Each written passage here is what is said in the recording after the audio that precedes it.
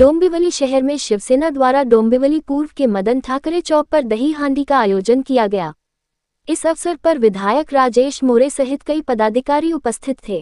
कई गोविंदाओं की टोलियां भी वहां पहुंची और हांडी को सलामी दी।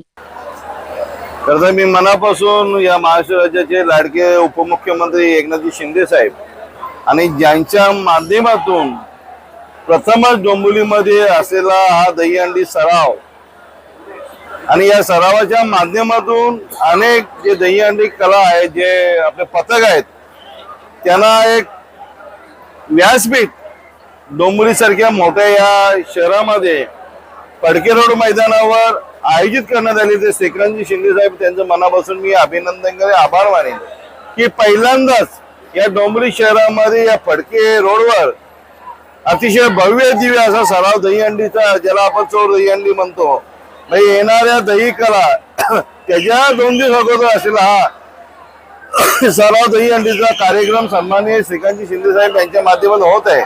प्रचंड असा हा मोठ्या प्रमाणात जेवढे दहीहंडी कला जे असेल त्यांना व्यासपीठ देण्याचं काम केलं। त्यामुळे मी त्यांचं मनापासून डोंबिवली शहराच्या वतीने, कल्याण ग्रामीणच्या वतीने त्यांचं अभिनंदन करतो, आभार मानतो आणि येणाऱ्या उद्या स्वातंत्र्य दिवसाच्या आणि येणाऱ्या परवा दहीहंडी कालाच्या नागरिकांना शुभेच्छा देतो। जय हिंद, जय महाराष्ट्र। याच गोविंदा पथकाने इथे येणार आहे। मी महाराष्ट्राचा मराठीचा असा एक फलक घेऊन आलेले आहे। नाव काय तुमचं?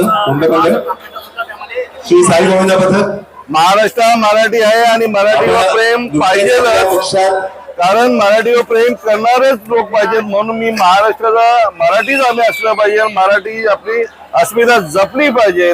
त्यामुळे सर्व आपण मराठी जण त्यासाठी आपण धावून जातो आणि आज चांगल्या प्रकारचा आपण आनंद घेतो।